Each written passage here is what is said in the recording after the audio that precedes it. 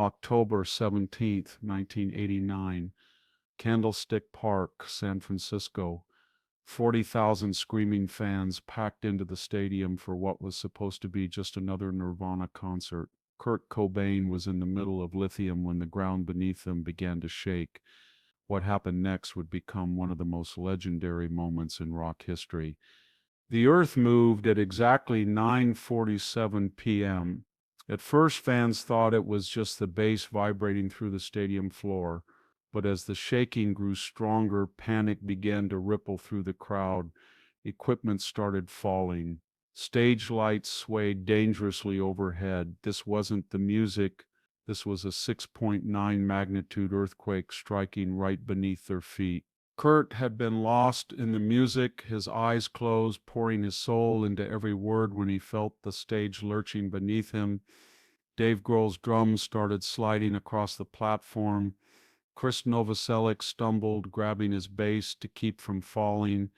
The massive speakers began swaying like skyscrapers in a windstorm. But instead of screaming, Kurt Cobain did something that would define him forever.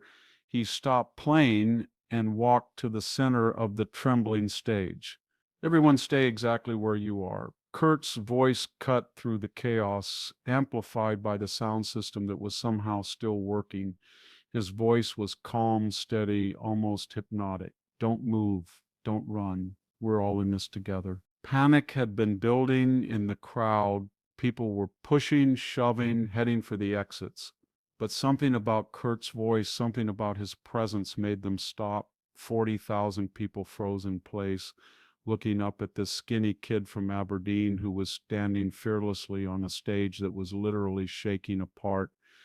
The earthquake lasted 15 seconds, but in those 15 seconds, Kurt Cobain proved that rock and roll could be more powerful than nature itself. You know what Kurt said as the shaking finally stopped? The earth just tried to steal our thunder, but we're not going to let it. He looked out at the sea of faces, some terrified, some amazed, all hanging on his every word. We came here tonight to feel something real. Well, we just felt the most real thing possible. The planet itself just reminded us we're alive. The crowd was silent now, captivated by this moment that none of them would ever forget. Kurt picked up his guitar, checked his amp, and looked back at Dave and Chris. Both of them were grinning, realizing they were about to witness something special. So here's what we're going to do, Kurt continued. We're going to finish this song, we're going to finish this show, and we're going to prove that nothing, not earthquakes, not fear, not anything can stop the power of music when people come together. What happened next was pure magic. Kurt began playing Lithium again, but this time it was different. The song took on new meaning. The lyrics about numbness and feeling seemed to speak directly to what they had all just experienced. The crowd wasn't just listening anymore, they were part of something bigger. As Kurt sang, something incredible happened in that stadium. 40,000 people began swaying together, not from the earthquake this time, but from choice. They moved as one organism, connected by the music and the shared experience of surviving something that could have torn them apart. The earthquake had cracked the stage, damaged equipment, and shaken everyone to their core. But it had also created something unprecedented, a moment of perfect unity between artist and audience that transcended entertainment and became something spiritual. You feel that? Kurt shouted over the music. That's not the earth shaking anymore. That's us. That's all of us, together refusing to be afraid. The concert continued for another hour, but it was unlike any performance Nirvana had ever given. Every song felt like a celebration of survival. Every note was a declaration that they were alive, they were together, and they were unbreakable. Kurt spoke between songs that night more than he ever had before. He talked about fear, about courage, about how the worst moments in life could become the most beautiful if you face them with the right people. He talked about how rock and roll was supposed to shake you up, but tonight the earth had done that job for them. I've played a lot of shows, Kurt told the crowd as they neared the end of the set, but I've never felt anything like what I feel right now. You could have run, you could have panicked. Instead, you stayed. You trusted me, you trusted each other, and you turned something terrifying into something beautiful. The final song of the night was about a girl, but Kurt changed the lyrics.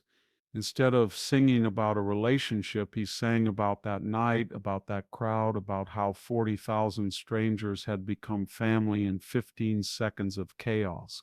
When the last note faded, the crowd didn't cheer immediately. They stood in silence, processing what they had just been part of.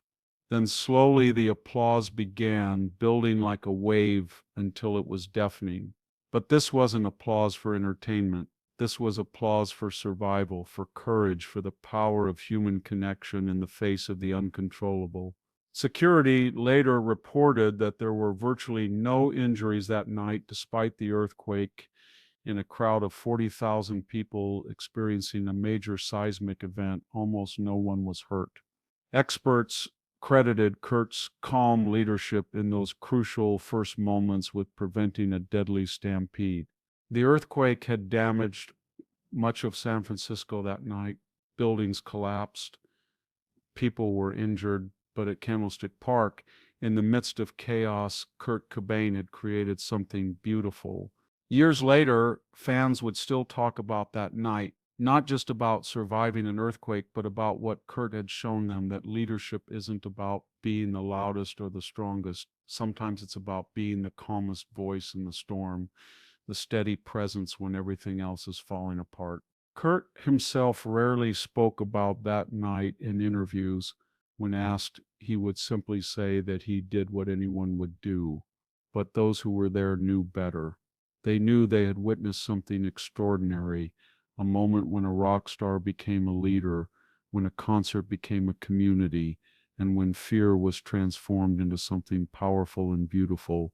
The bootleg recording of that night became legendary among Nirvana fans. You can hear the earthquake in the audio, hear the moment when the music stops and Kurt's voice takes over. But more than that, you can hear the moment when 40,000 people chose trust over terror, unity over chaos.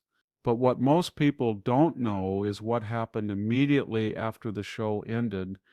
As fans began to file out of the stadium, many were crying, not from fear, but from the overwhelming emotion of what they had just experienced. Kurt had transformed a natural disaster into a spiritual awakening. Backstage, Kurt was visibly shaken, not from the earthquake itself, but from the weight of what had just occurred. Dave Grohl later recalled finding Kurt sitting alone on a equipment case staring at his hands.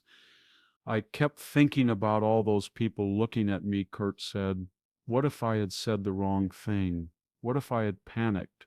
The earthquake that night was later measured at 6.9 magnitude on the Richter scale, with its epicenter in the Santa Cruz Mountains about 60 miles south of San Francisco.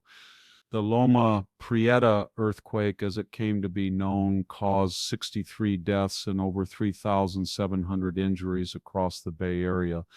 The Marina District was devastated. A section of the Bay Bridge collapsed. Buildings throughout the city crumbled. But at Candlestick Park, something miraculous had occurred. Dr. Sarah Chen, a seismologist who was conducting research on crowd behavior during natural disasters, had been at the concert that night purely by chance. Years later, she would write extensively about what she witnessed. In every major earthquake I've studied, Dr. Chen explained in her research paper, panic is the number one cause of injuries in large gatherings. The typical response is immediate flight toward exits, resulting in crushing, trampling, and mass casualties. What happened at Candlestick Park defied every model we had for crowd behavior during seismic events. Kurt's decision to tell people to stay where they were went against every instinct and most safety protocols, but somehow it worked. His calm voice, his steady presence had created what Dr. Chen called a leadership vacuum fill, when one strong voice can guide thousands of people through chaos. The immediate aftermath of the concert revealed the true scope of what Kurt had accomplished.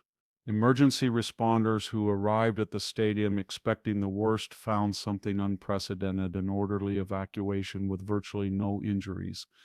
Paramedics reported only minor cuts and bruises, mostly from falling equipment rather than crowd behavior. I've worked earthquake responses for 15 years, said EMT Marcus Rodriguez, who was among the first responders that night. I was expecting multiple fatalities, crush injuries, broken bones from people trampling each other. Instead, I found people helping each other, sharing water, making sure elderly fans got out safely. It was like nothing I'd ever seen. Word of what happened at the concert began to spread throughout the Bay Area even before local news could report on it. In an era before social media, the story traveled through word of mouth, phone calls, and early internet bulletin boards. By morning, Kurt Cobain's name was being mentioned alongside emergency heroes and first responders. The mayor of San Francisco, Art Agnos, personally called Kurt the next day to thank him. Your actions last night prevented what could have been a tragedy within a tragedy, the mayor said. You showed leadership that many trained professionals couldn't have matched. Kurt's response to the praise was typical of his character. I didn't do anything special, he told a local reporter who tracked him down at his hotel. Those people, they're the ones who chose to trust instead of panic. I just talked to them like they were my friends, because that's what they were. But the impact of that night extended far beyond just the concert attendees. Dr. Lisa Hoffman, a professor of psychology at UC Berkeley, began studying what came to be known as the Cobain effect, how authentic leadership in crisis situations can prevent mass panic and create positive outcomes. What Kurt demonstrated that night, Dr. Hoffman explained, was that leadership isn't about authority or training. It's about genuine connection and the ability to project calm confidence when everyone else is losing theirs. He turned a potential disaster into a teaching moment about human resilience. The story began to take on mythic proportions in the weeks and months that followed. Fans who were there that night found themselves bonded in a way that went beyond typical concert experiences. Support groups formed spontaneously, not for trauma recovery, but for people trying to process the profound emotional impact of what they had witnessed. Jennifer Martinez was 19 years old and attending her first Nirvana concert that night. Before the earthquake, Kurt was just this rock star on stage, she remembered years later. After it, he became something else. He showed us what it meant to care about strangers, to take responsibility for other people's well-being. That changed how I've lived my entire life. The ripple effects extended to the band as well. Dave Grohl often cited that night as the moment he truly understood Kurt's character beneath the fame and the struggles. I saw him become a leader that night, Dave said in interviews. Not a rock star, not a celebrity, but a real leader who cared more about other people than his own safety. Chris Novoselic, always the most politically minded member of the band, saw the event as a perfect example of what music could accomplish when used responsibly. Kurt proved that night that rock and roll isn't just about rebellion, Chris explained. It's about bringing people together, especially when they need it most. The bootleg recordings from that night became some of the most traded items in the underground Nirvana fan community.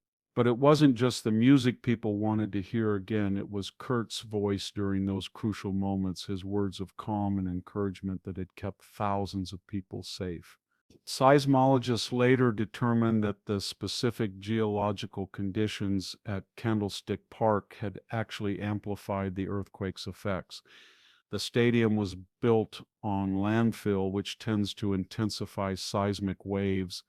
The crowd should have experienced more violent shaking than people in other parts of the city.